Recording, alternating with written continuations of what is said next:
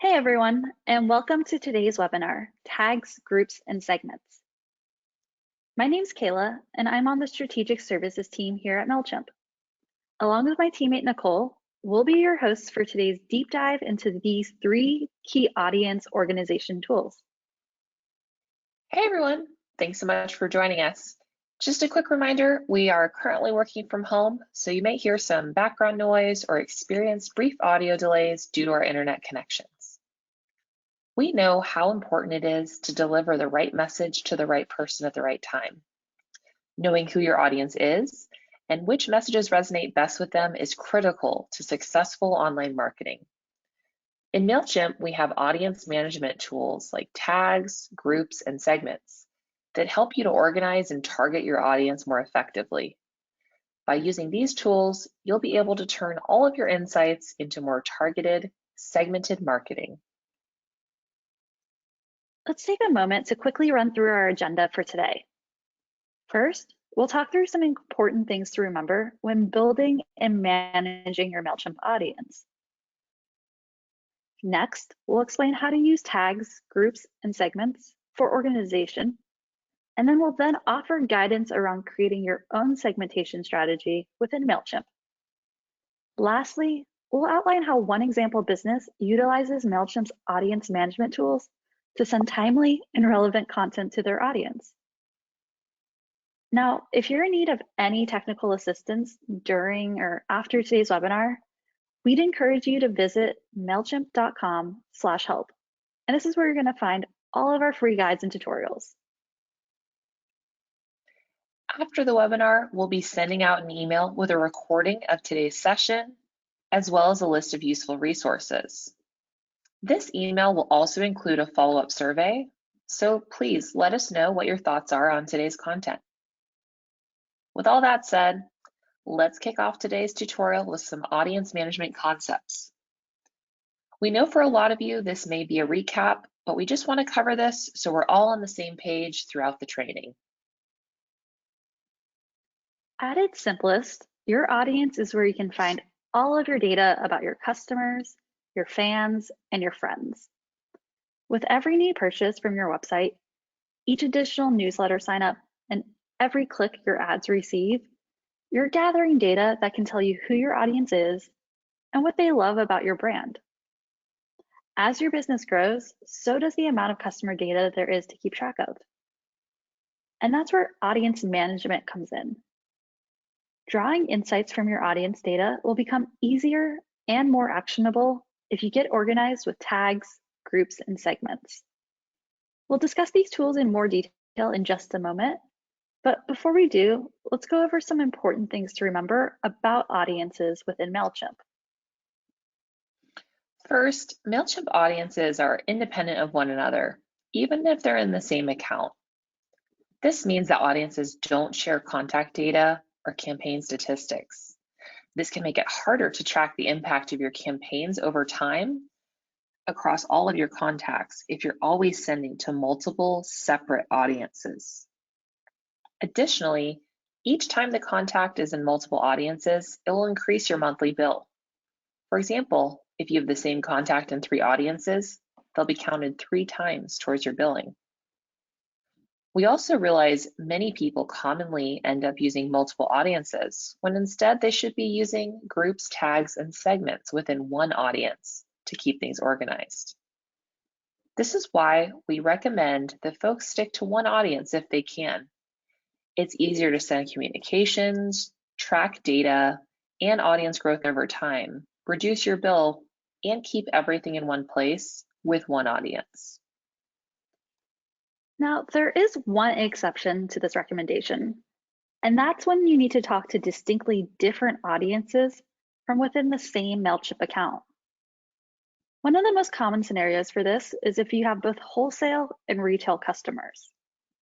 The contacts in these audiences will likely never interact with one another and would have 2 completely different sets of content and customer journeys. So in this case, it may be better to keep that data separate with different audiences. So then, how should you be keeping track of all of your contact data? As you know, Mailchimp is an all-in-one marketing platform. And we'd encourage you to think of your audience organization in Mailchimp like you would a CRM or customer relationship manager. When it comes to effective audience management, maintaining a clean, organized, and central location for your customer data will help you see a clearer picture of who you're talking to. And using groups, tags, and segments will help you to maintain the structure. What's important to remember here is that the way you leverage your audience insights will look different each time you hit send. It just depends on your business needs and specific campaign goals. You'll want to use what you know about your audience to talk to people with common traits. So, for example, one month you might want to know what city your customers live in so you can plan a series of local events. The next month, it might be more important to know which of your customers purchased a specific product or if they signed up from a specific sale page so you can send them an offer. This is why Mailchimp provides these tools that all work in slightly different ways to help you get the information you need when you need it. So with that, let's now jump into the differences between tags, groups, and segments, and we'll offer examples of when and why you would use each of these tools. First up, let's start by chatting about tags. Tags are really just labels that you create to help you organize your contacts. They allow you to add more information to your contact data that you wouldn't necessarily collect from your audience when they sign up for your newsletters. So think about it this way. There will always be things you know about your contacts that Mailchimp just doesn't know. For example, Mailchimp can track how a contact interacts with your campaigns, like if someone opens and clicks in, or if someone makes a purchase from your connected e-commerce store. However, there are a lot of things that you'll learn about your audience outside of Mailchimp, like if you meet a fan of your brand in person, or a customer reaches out to you on social media looking for help. Let's walk through an example. This is Danielle. She's a customer we met in person at a pop-up shop we hosted for our new handmade pet supply business we've started. By chatting with her, we learned Danielle has recently adopted a puppy she loves to shop for. And this is where tags can come in handy. After learning this info, we could go into our audience and apply a couple of new tags. As this is the first pop-up shop we've held, we want to create a brand new tag for pop-up. Then, if we meet a few more people at our next pop-up, we can also apply that pop-up shop tag to their profiles. Soon, we'll have a smaller selection of your audience that all have this pop-up shop tag applied. Additionally, we'll also apply a tag that we already have created in our audience called Dog Lovers to her account. Now we've updated Danielle's information within our audience to include this brand new information.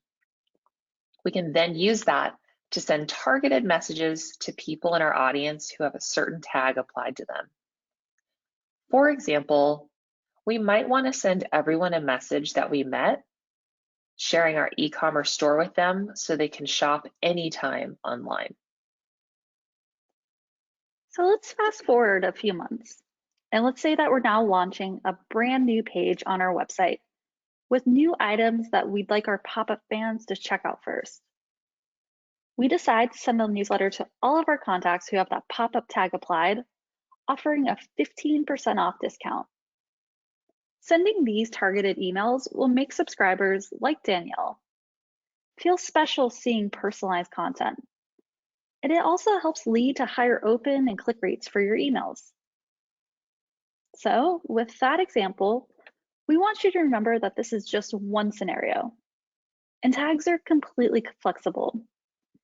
They can be applied to contacts individually or in bulk through imports, and you can organize them and use them however you want, in a way that makes sense for you and your business.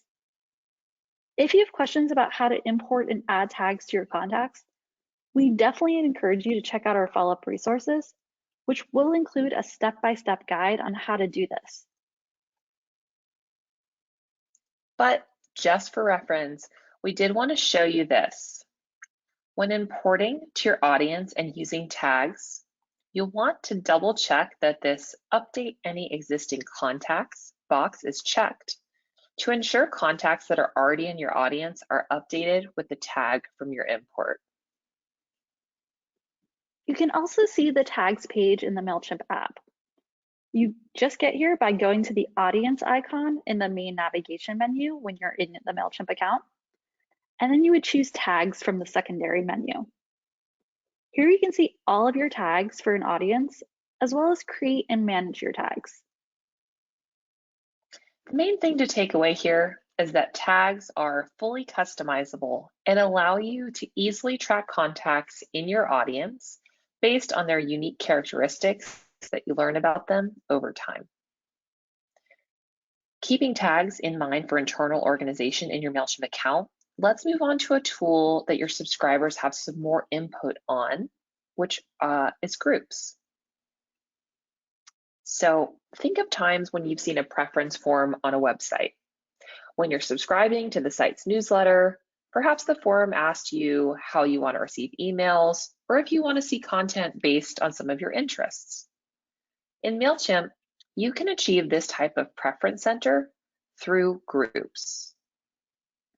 Unlike tags, groups let your contacts give you more insight into their specific interests.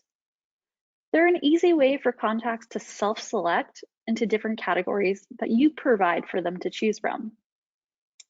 So let's just take a moment to differentiate between tags and groups. Very broadly, we like to think of tags as completely internal to your Mailchimp account, meaning customers will never see these tags that you apply to their audience information. But groups are customer-facing preferences that they can select on sign up or other preference forms. So let's go ahead and take Danielle from our last example. We know that she came to our pop-up and we added that tag to her profile. Remember, she won't see this tag as it's just internal to our account. Now, a few months later, let's say that we send an update your profile request to subscribers in our audience. In this request, we're asking them if they want to opt in to any customer-facing interest group options that we've recently created, such as for frequency of newsletters, which included the options of weekly or monthly. Now, once she updates this form, we will know that Danielle wants to be contacted more frequently because she told us by selecting that weekly group option. Groups are created through a form field that people fill out when they subscribe to your marketing, like the preference center we noted earlier. Here on the left, you can see what setting up groups looks like in Mailchimp. In this scenario, we have a plant business, the potted planter, and we're asking our customers to tell us their level of gardening experience, beginner, intermediate, or advanced. Now on the right, you'll see an example of a sign-up form with that preference center we've been mentioning. The new subscriber can add in their email address and first and last name, as well as self-select their gardening level. Once we get this information from our subscribers, we can then send different information to beginners versus experienced gardeners. Here's another quick example of how to set up groups. Say we run an online health food store, and in our newsletter sign-up form, we've set up the options for customers to choose to either receive content about all our grocery items, or vegetarian only, or vegan only items. If someone selects the vegetarian only box on our form, we could use that information to send them emails about locally sourced produce and vegetarian recipes. But remember, as we don't personally know everyone in our audience, we wouldn't have necessarily known that this person was vegetarian unless they told us when signing up. As we've been saying, we know that understanding the differences between tags and groups can be tricky. So let's go ahead and wrap up these two concepts by briefly running through a couple of different scenarios of when you would use each. What we're going to do is pose a hypothetical scenario to all of you, and then we'll ask you to think over which of the options you think would work best in each specific case before we explain our answer. All right, so let's go ahead and start. Okay, so let's say that you run an online magazine sharing reviews on new books, films, and TV shows. You typically send out weekly newsletters to your entire audience highlighting new reviews posted to your website. One day, a fan named Ella reaches out to you on Instagram and says how much she enjoys your site. You want to keep in mind that she's an active social media fan. You've also had a few other customers reach out on Instagram. Now, what would be the best way for you to remember this information in your Mailchimp account? Should you ask Ella to join a group in your audience? Or apply a tag to Ella's profile, like social media fan? Now, Nicole and I are going to give you all just a moment to think over your answer before we give you our recommendation.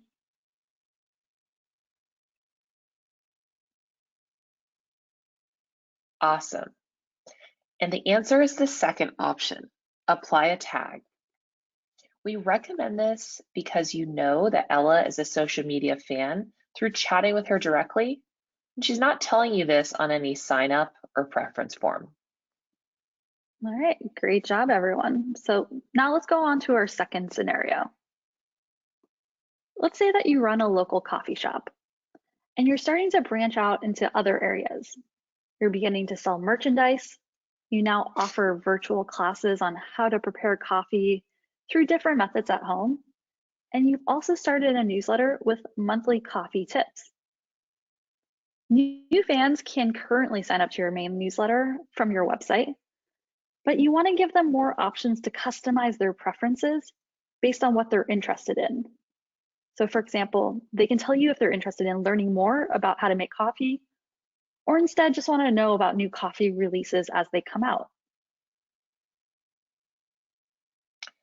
What's the best way for you to track these preferences and send communications through your Mailchimp account? Should you set up groups for categories like coffee releases, farm updates, and learning events? Or apply tags based on what you think customers are interested in? Again, take just a minute to think about your answer, and then Nicole and I will explain our recommendations in just one moment.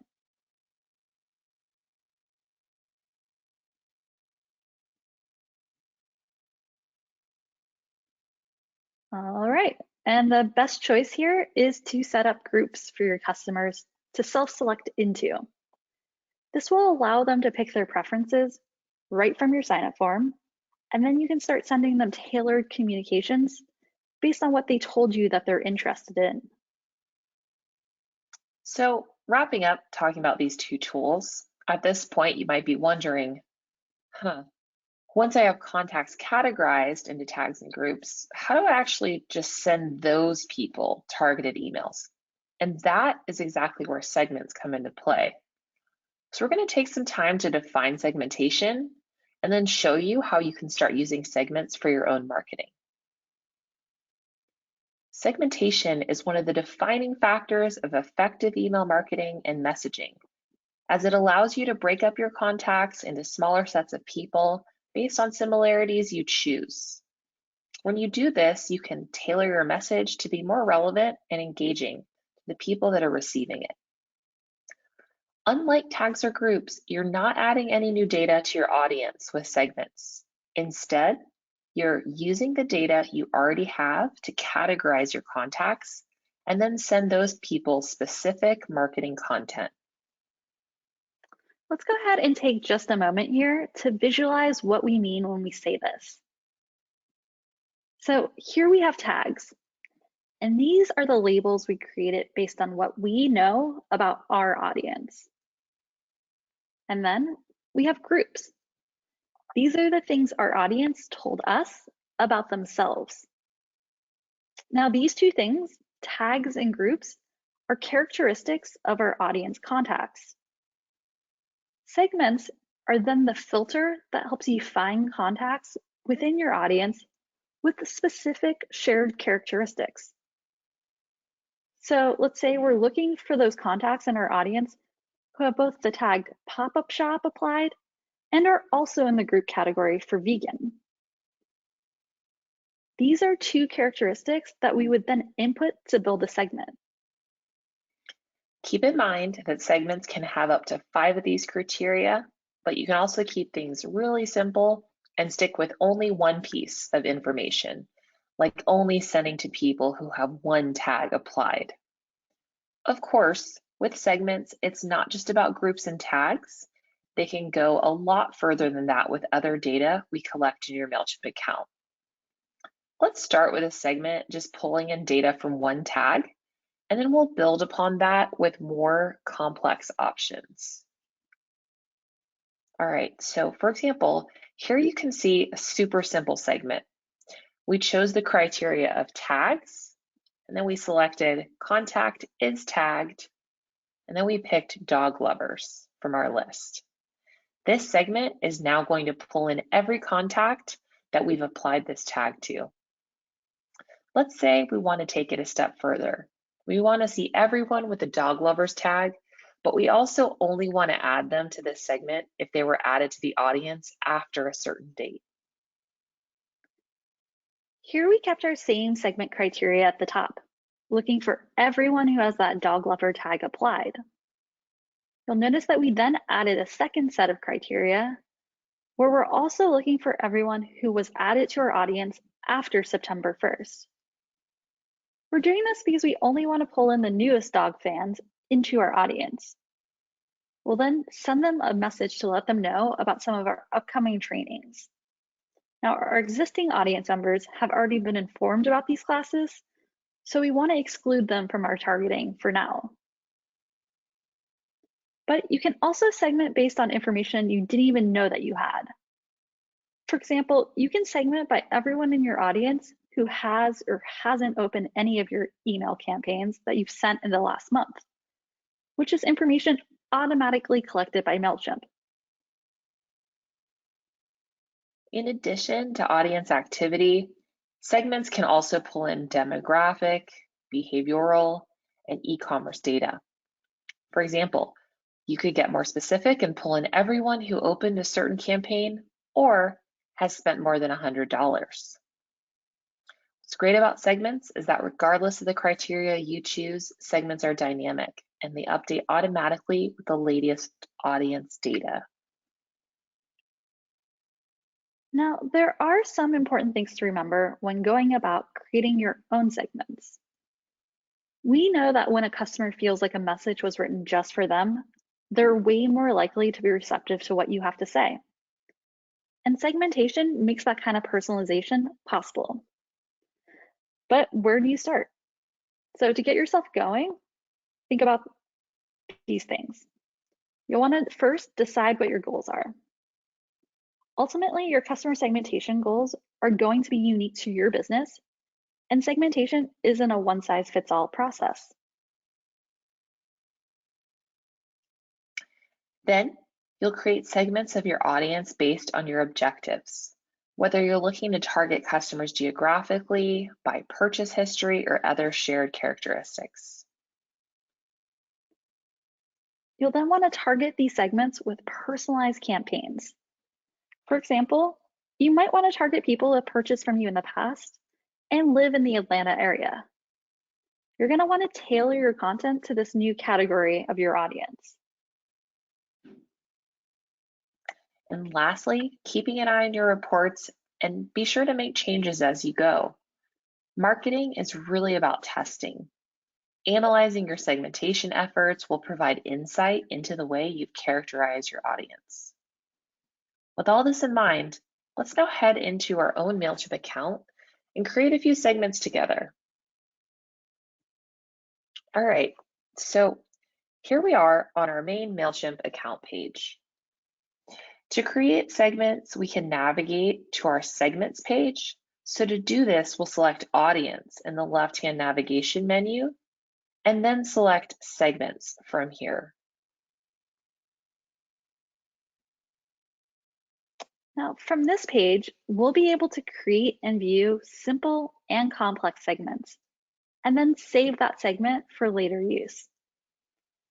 As a quick note, if you are working with more than one audience, you'll just want to double check that you're in the correct audience up here from this left side drop-down menu. Now, once we've confirmed that, we can then select the Create Segment button right over here. So let's go ahead and click on that.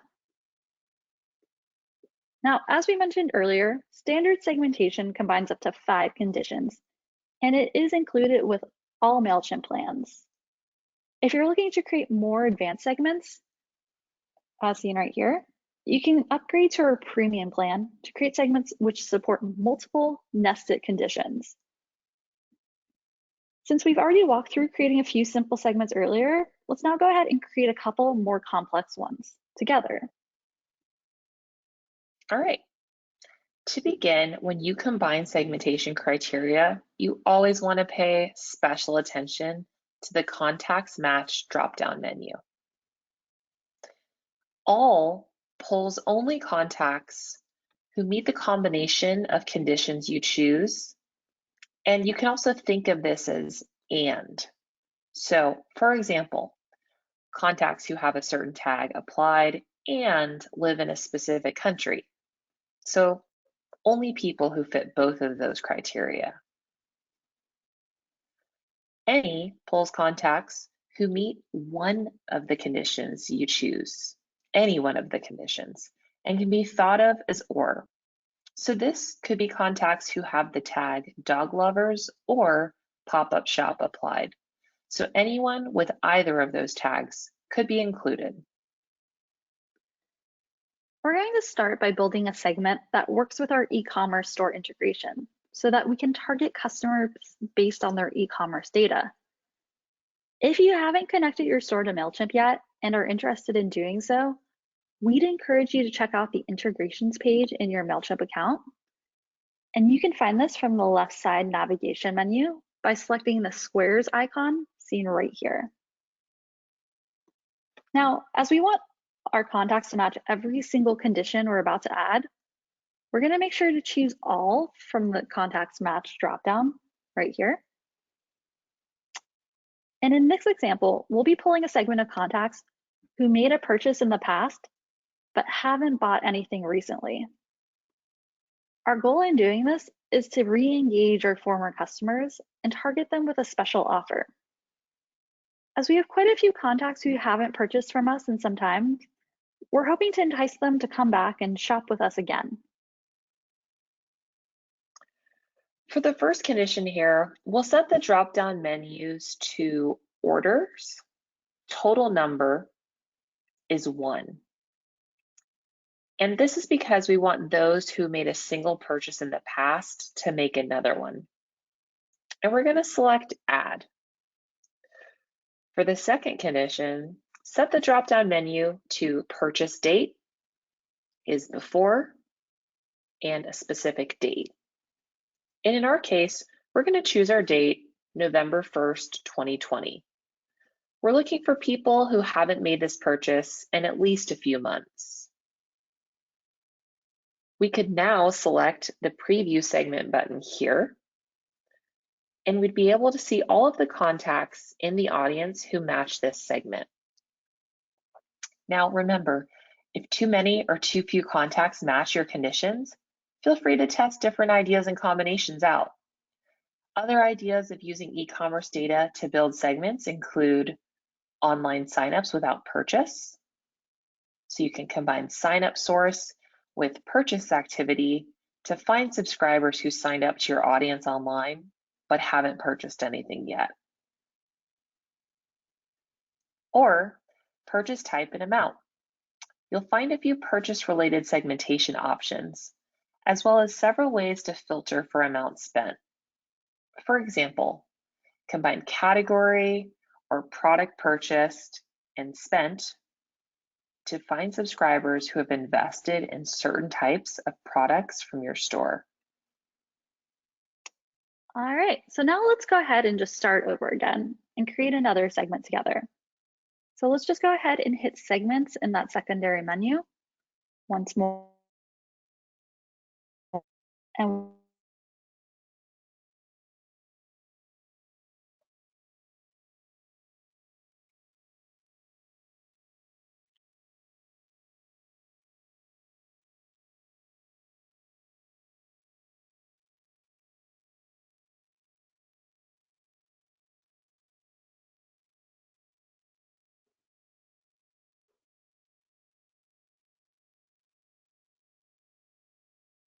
on your subscribers' locations.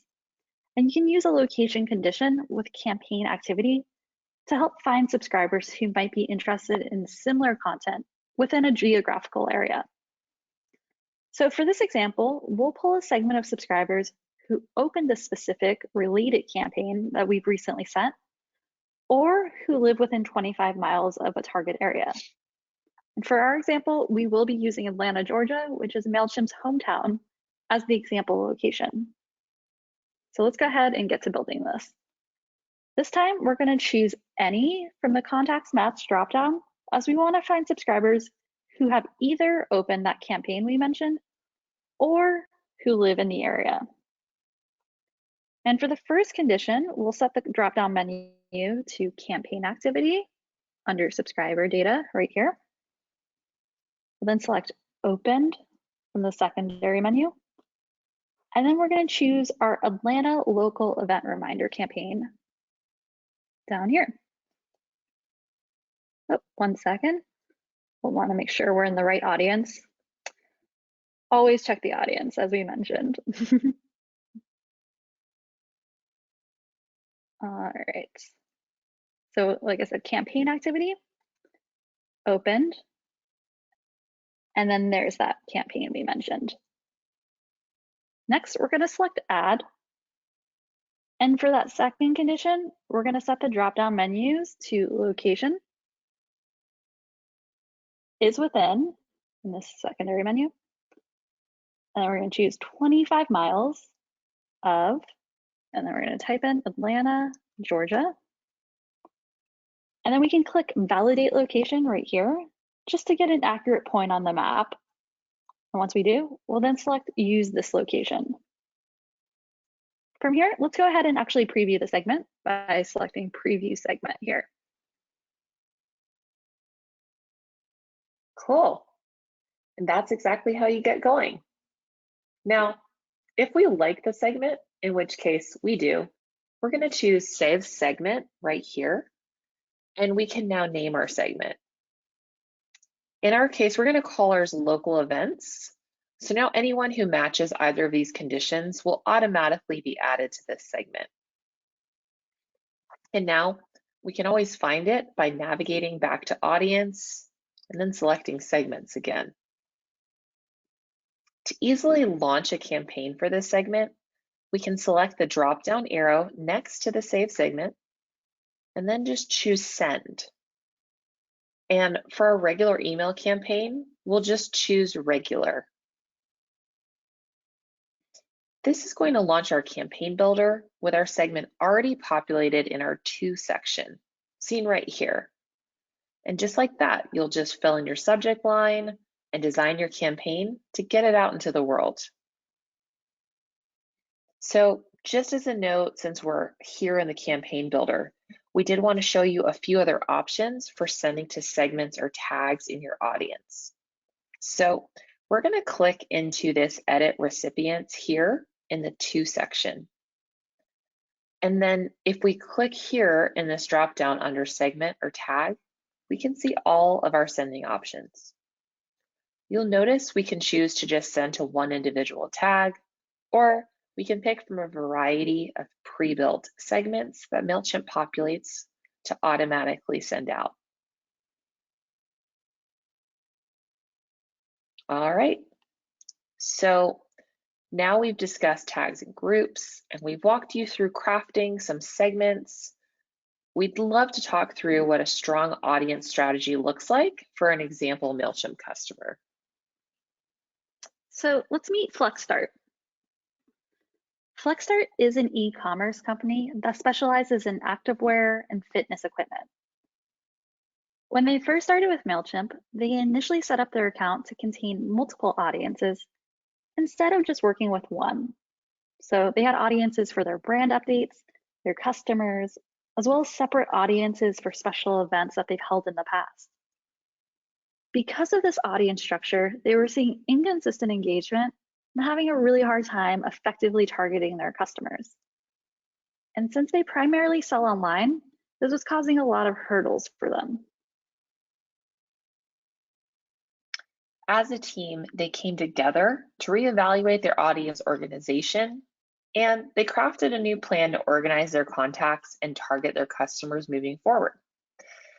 They decided that they wanted to combine all of their contacts into one main audience so they could access all of their contact data in one place, and so that contacts weren't counting more than once towards their monthly billing total. Then they started to create tags and groups in their audience to organize their contacts. They began with some of those things they realized they already knew about their contacts, like who had attended their trade shows and who their influencers and favorite customers were. They then created tags for these so they could later target these customers with campaigns. Additionally, they wanted to know from their contacts which activities they were interested in. So they created group categories for fitness activities like yoga and running. Then they added these groups to their sign up and update preferences forms. Once all of that was done, they then started more aggressively utilizing segments in order to target campaigns based on this information. By testing different targeted campaigns out, they ended up seeing that if they segmented for new contacts who had expressed interest in any of their group activities, like for instance running, those targeted campaigns were seeing a huge increase in campaign engagement. And because of this, they then created customer journeys for those different segments of contacts. Over the course of 2 to 3 emails, they introduced their contacts to their brand story while offering more information on their preferred activity. At the end of the series, they then offered a discount to encourage a purchase. By doing all of this over the course of a few months, FlexStart saw a huge impact on their campaign engagement rates and ROI. In fact, by sending more targeted campaigns, they saw their average revenue per campaign increase by up to $10.24, and their click rate increased by up to 23% overall. So through lots of trial and error, FlexStart was able to achieve exactly what they set out to do. And with that customer example, we've just about wrapped up today's webinar. Now, we know that this has been a ton of information, so to end things today, let's discuss a couple quick key takeaways from this tutorial and what's important to remember as you continue on finding new ways to reach your audience with Mailchimp. Remember to organize your contacts in meaningful ways. Make a plan for your audience and think about the information that you have about your contacts and what you wish to collect about them. Don't just collect information just to have it, use it. And if you don't need it, think about making space for other information instead. Use tags and groups as a basis for segmentation.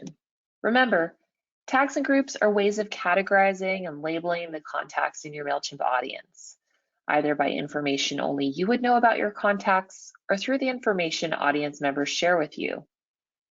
Using these two tools enables you to keep track of your contacts and helps you to send targeted campaigns. Segments, ultimately, are used to tie everything together. Your audience data, as well as your tags and groups, can all be used together within a segment. And finally here, as a pro tip, you'll want to keep your segments more widely defined. Although the point of audience segmentation is to aim for specificity, it is also possible to segment your audience way too far. It's essential to have a smaller market with a defined need. However, if your market is so narrowly defined that it doesn't contain that many people or barely contains that many people, you're either going to reach too few people or you're going to spend a lot of time and energy writing messages for too many different audiences. Ultimately, you always want to be sure to keep an eye on your engagement and your data to see what's working and then make changes as you go. And so with those final thoughts, we have finished up today's webinar. Thanks so much for hanging in there. Kayla and I really appreciate it. And as a reminder, we're sending out a follow-up email to everyone who's registered. The email has a quick follow-up survey on today's webinar, and we'd really appreciate your thoughts and any feedback you have for the tutorial. Really motivated by hitting the mark and serving up educational content that resonates with you. So if there's any way you feel we can improve, please let us know. We'd love to hear from you. And we will also be including the recording of today's session, along with helpful resources to help you on the road to success with using tags, groups, and segments. If you've enjoyed this tutorial, we also have a variety of other webinars available to help you use Mailchimp, and there is a link in our follow-up email to our schedule of upcoming topics and dates. All right, and as always, on behalf of everyone here at Mailchimp, Nicole and I just want to say thank you all so much for taking the time today and joining us. We hope you walk away today feeling way more confident using these tools, and we hope you have the best rest of your day. All right, have a great one, everyone. Bye.